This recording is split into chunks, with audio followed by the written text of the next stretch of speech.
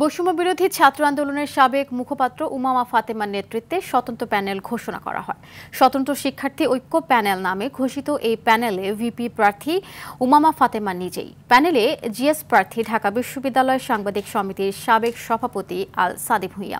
আবাসন ব্যবস্থার সমস্যার অবসান ঘটিয়ে একটি পরিপূর্ণ আবাসিক বিশ্ববিদ্যালয় করার প্রত্যাশা ব্যক্ত করেন ছাত্রদল থেকে ভিপি প্রার্থী আবিদুল ইসলাম খান।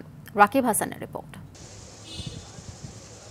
ডাকসু নির্বাচনের মনোনয়নপত্র জমা শেষে চলছে মনোনয়ন বাছাই প্রক্রিয়া। এ পর্যন্ত কেন্দ্রীয় সংসদে মনোনয়ন জমা দিয়েছে ২৮টি পদের বিপরীতে ৫০৯ জন ও হল সংসদে ১৩টি পদের বিপরীতে ১১০৯ জন প্রার্থী। বৃহস্পতিবার বিকেলে অপরাজেয় বাংলার সামনে স্বতন্ত্র প্রার্থী ঐক্য প্যানেল ঘোষণা করে ভিপি প্রার্থী উমামা ফাতেমা বলেন, ক্যাম্পাসের কার্যক্রম ঠিক করবে শিক্ষার্থীরা, কোনো রাজনৈতিক দল নয়। ক্যাম্পাসের গতিমুখ কোন দিকে যাবে সেটা শিক্ষার্থীরা নির্ধারণ করবে, কোনো ছাত্র রাজনৈতিক সংগঠন নির্ধারণ করবে না, কোনো সাদা দল নীল দল নির্ধারণ করবে না। বিকেলে ছাত্র দল থেকে ভিপি প্রার্থী আবিদুল ইসলাম খান বলেন, গণরুম কালচার যাতে ঢাকা বিশ্ববিদ্যালয়ে আর কখনো না আসতে পারে এবং এ ধরনের অনৈতিক কাজকে রুখে দেবে তারা।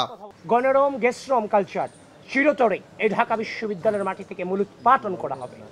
ক্যান্টিনে ফাও খাওয়া থেকে শুরু করে রাজনৈতিক যে অপসংস্কৃতিগুলো ছিল বিরাজমান, সেই রাজনৈতিক অপসংস্কৃতিগুলো চিরতরে মূলোৎপাটন করা হবে। মধুর ক্যান্টিনে সংবাদ সম্মেলন করে DUCSU for change panel. VP পদ প্রার্থী বিন ইয়ামিন মোল্লার অভিযোগ, বিপুল সংখ্যক প্রার্থীকে ছবি ছাড়া ভোটার নম্বর দিয়ে শনাক্ত করা সম্ভব নয়। যৌক্তিক দাবি আমরা বলতেছি যে আপনারা নাম ব্যালট নাম্বারের পাশে ছবি যুক্ত করেন, এইটা তারা যুক্ত করতেছে না।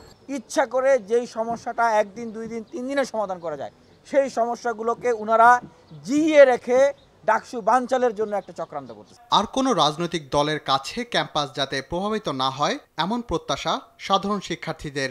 আমাদের স্টুডেন্ট হিসাবে প্রত্যাশা যে ইলেকশনটা ফেয়ার হবে আর অনেক ট্রান্সপারেন্ট হবে। এই নির্বাচনের মাধ্যমে যারা প্রতিনিধি নির্বাচিত হবেন তাদের কাছে যাতে আমরা প্রশ্ন তুলতে পারি। রাকিব হাসান, RTV, ঢাকা।